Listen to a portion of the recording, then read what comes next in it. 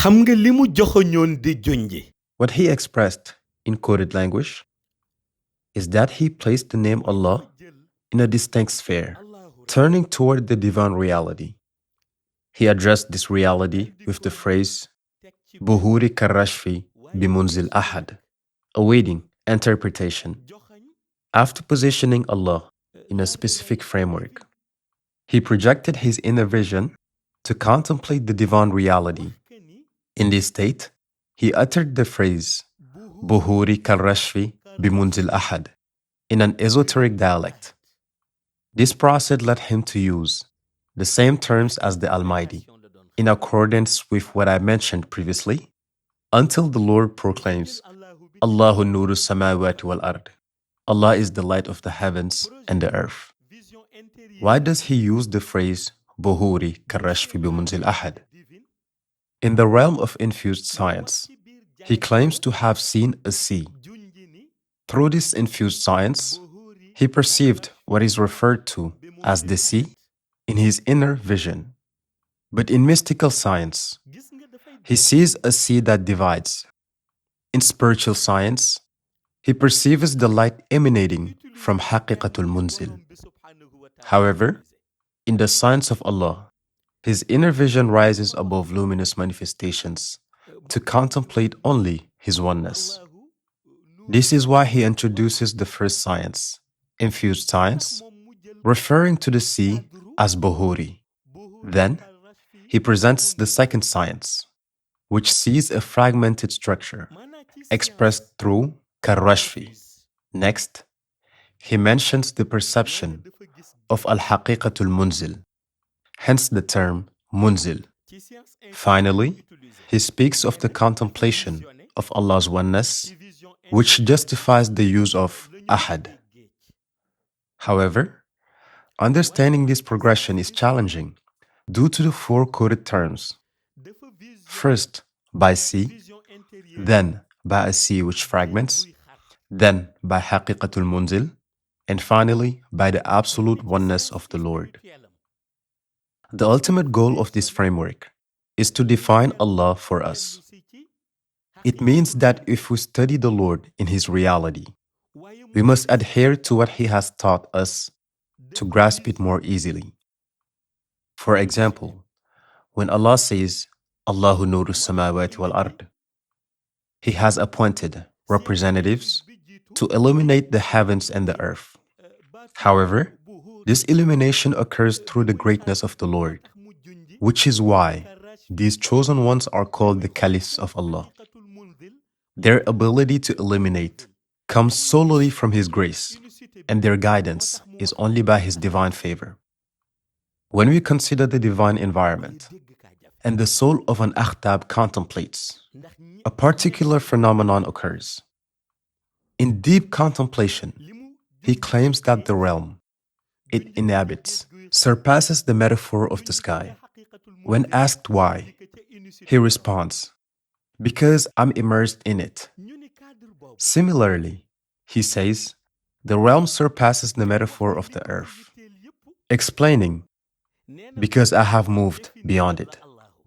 When questioned further, since you are immersed in the realm of the unseen, ghaib, how do you define yourself?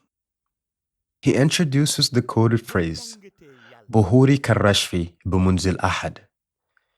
He says he saw a sea with waves exceeding any conceivable height. But if you interpret this sea as a physical entity, you are mistaken. As in his state, he no longer perceives material reality. Therefore, when he speaks of waves of immense height, he is not referring to a physical phenomenon. If your understanding limits this sea to a material entity, his inner vision surpasses you, as he is in a realm where matter is no longer perceptible. Then, what sea is he referring to? It is a metaphorical sea, representing the throne of Allah, known as Kursiyu, and its indescribable grandeur. This is why he says he was awestruck by this sea. It is not a physical sea. The waves he contemplates are such height that they defy human measurement. In this realm, Human instruments and references become irrelevant, as it is a spiritual reality perceived through inner vision. He uses the metaphor of the sea to convey his perception and help us understand the nature of the sea and its waves, all while interpreting the supreme name Allah. When asked, you are immersed in the divine realm, contemplating the supreme reality. How did this sea appear to you through your vision? He replies, the way this sea manifested to me is comparable to the synthesis of Buhuri Karashfi. He adds, this sea is marked by duality, divided into two distinct parts. When observed closely, it manifests as waves, rising to exceptional heights. Each wave rises higher than the last, in a perpetual and increasing ascent.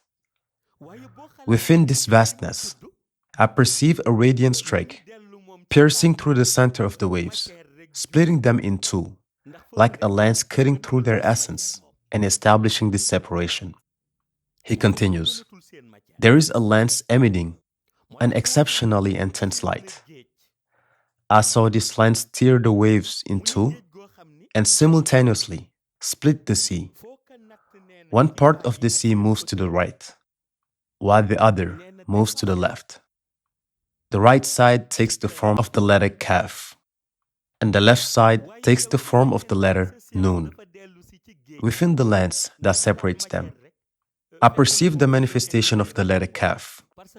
Thus, in my synthesis, as I contemplate Buhuri Karashfi, a verse comes to me.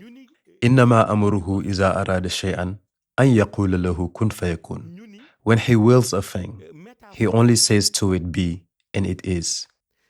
He concludes, at that moment, I contemplate the greatness of the Lord through my study.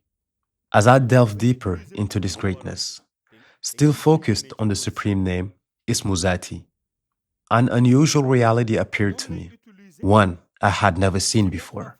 I saw it descend into the sea. This reality, both in the Nuraniyu, luminous framework, in the Ruhaniyu, spiritual framework, and in the very framework of the vision that I had never perceived before, descended into the sea like a revelation rushing into the unfathomable immensity.